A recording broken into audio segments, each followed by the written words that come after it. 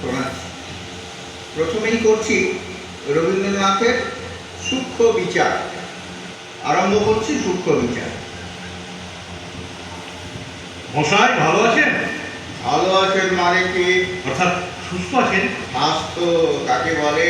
আমি জিজ্ঞাসা করছিলাম মশাই শরীর গতি। তবে তাই বলো, আমার শরীর কেমন আছে জানতে চাও? তবে কেন জিজ্ঞাসা করছে যে আমি কেমন আছি?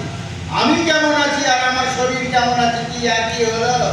আমি কে আগে সেই বলো। আগে আপনি তো চণ্ডীচরণ বাবু। সে বিষয়ে গুরুতর তর্ক উঠতে পারে। সম্পর্ক কেন? আপনি বলুন তো আপনার পিতা ঠাকুরকে জিজ্ঞাসা করবেন। নাম জিনিসটা কি? নাম কাকে বলে? আগে নাম হচ্ছে মানুষের পরিচয়ের। নাম কি কেবল মানুষেরই আছে, অন্য প্রাণীর নেই? এটা ঠিক কথা। মানুষ আর অন্যান্য প্রাণীর কেবল মানুষ ও প্রাণী ছাড়া আর কিছুর নাম নেই। তবে বস্তু চেনার উপায় কি? ঠিক বটে। মানুষ, প্রাণী এবং বস্তু, শব্দ, স্বাদ, বর্ণ প্রভৃতি অবস্তুর কি নাম নেই? তাও বটে।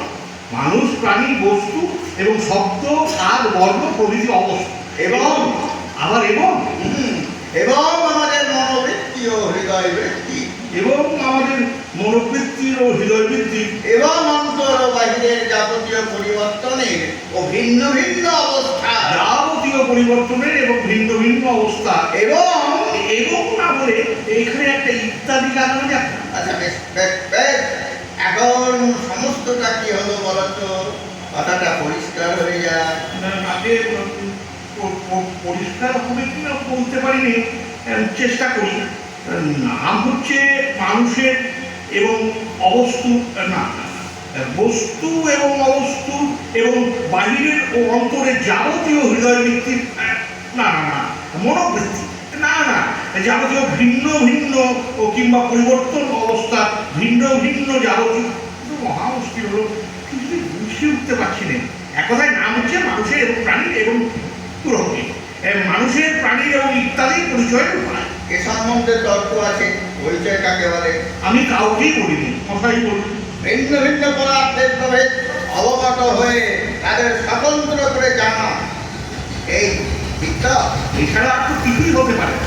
যদি তুমি অস্বীকার করছো না তো? আগে না যদি অস্বীকার করো তাহলে এই সম্বন্ধে কত তর্ক আছে। না না, আমি কিছুমাত্র অস্বীকার করছি না। মনে করো যদি করো।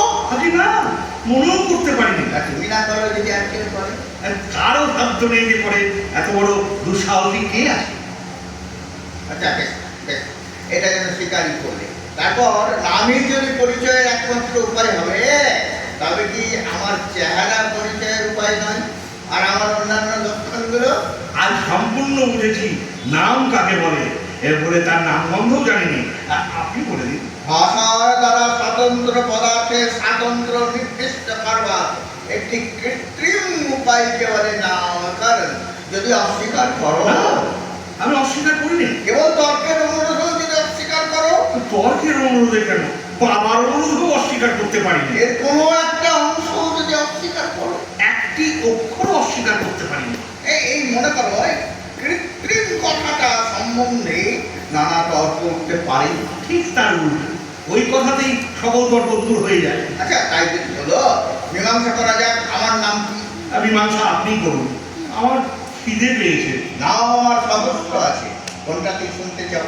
যেটা আপনি সব থেকে পছন্দ করেন। প্রথমে বিচার করতে হবে কিসের সঙ্গে আমার প্রভেদ জানতে চাও।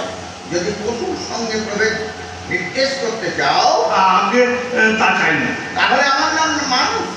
যদি সে তো বৃদ্ধ পদার্থের সঙ্গে আমার প্রভেদ জানতে চাও, তবে আমার নাম আলো। শ্যামলা।